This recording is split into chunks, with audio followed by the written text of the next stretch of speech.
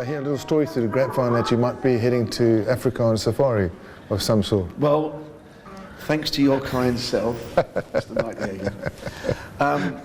Yeah, well, if we go back to last year, we spoke about going to South Africa. We did, yes, we did. In my opinion, you need more than 1 or 2 shows to go there. You can't just sit on a plane for 12 hours or whatever, do 1 show and come back. No.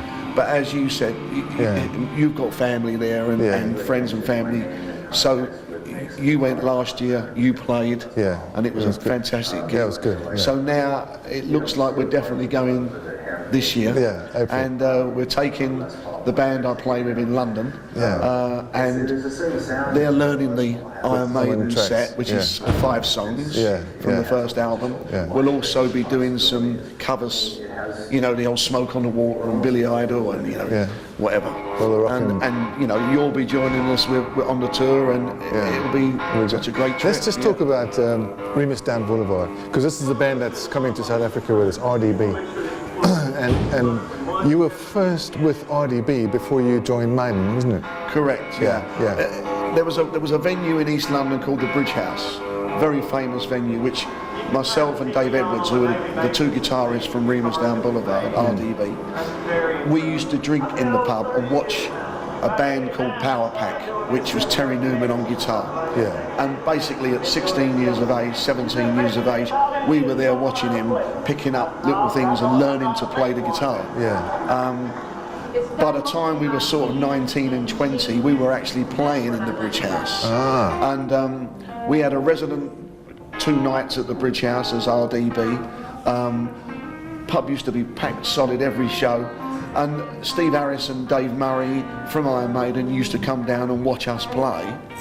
So the connection there was that Steve and Dave had already seen me play. And when they were looking for a guitarist to go in with them once they'd signed the deal with EMI in 1979, they knew already about me, and we knew one another. So that's how I got the gig with Maiden, because they'd already seen me. But what a lot of people don't know is that through the years of RDB, we were signed to Quarry Management, which was Status Quo's manager, Rory Gallagher, Jackie Linton, numerous bands. And we were also signed to Jonathan King, who we won't touch on too much of Jonathan King because of him being in prison, and we always knew there was something strange about him, but let's not go there. So we were signed to Quarry Management, and Jonathan King signed us as on a record 1 album deal. We recorded a live album at the Marquee, in the old Marquee in Wardour Street. And then we went on tour with Status Quo, which was one of the most frightening experiences that I've ever had, because in them days we were doing the circuit of London, you know, going up north and playing the clubs up in Leeds and Manchester and Preston, and coming back home. The pubs in London, which was the Wardour Street Marquee, the Golden Lion at Fulham Broadway, the Greyhound in Fulham Palace Road, were all well-known, famous venues which bands like us, which were not too far up the ladder but halfway, they were the gigs to do. And then we got the lucky break, and we did 2 European and Scandinavian tours with Status Quo in around about 74, which was such an eye-opener, because going from a club like the Marquee in Wardour Street, sort of like 300 people, we ended up walking on stage in a huge stadium with about 60 to 80,000 people.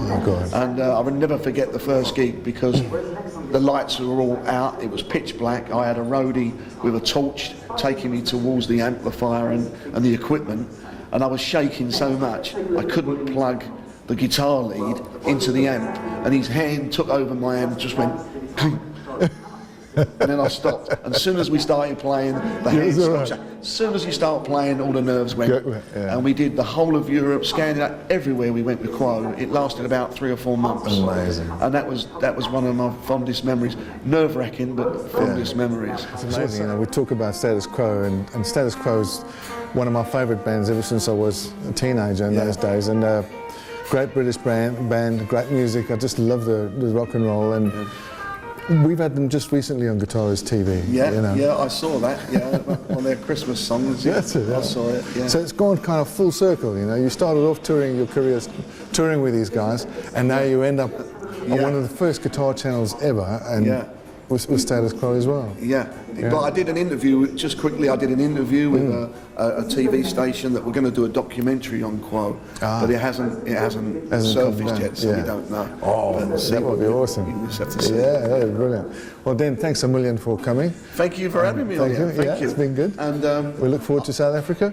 Yeah? Yeah, and I hope that we can take the camera with us to South Africa. I think so, yeah. We can have some kind of South African tour diary. That's it. And then we can come back and maybe talk about it when we get back. Great idea. As if we don't stay there. Thank you very much. Cheers. Brilliant. Thank you, Dan.